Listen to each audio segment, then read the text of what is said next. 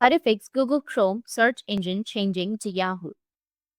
So if you want to fix your Google Chrome search engine changing to Yahoo, then what you need to do is first you need to open up your browser and then go with the top right, which has that three dots, and then you need to go with extensions.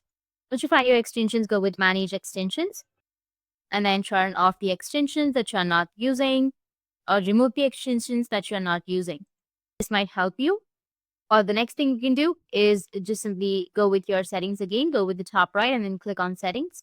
Under settings here, you will have reset settings. You need to go with reset to your original defaults and then reset your settings. Once you've reset, your problem might be fixed. If that still doesn't fix your problem, then you can go with search engine. And under the search engine, you need to click on change. And if it's set to Yahoo, then you can go and select Google and then set as default.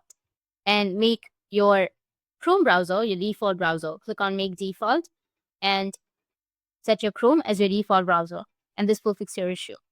That's it, and if you have any questions, feel free to comment below. Thanks for watching.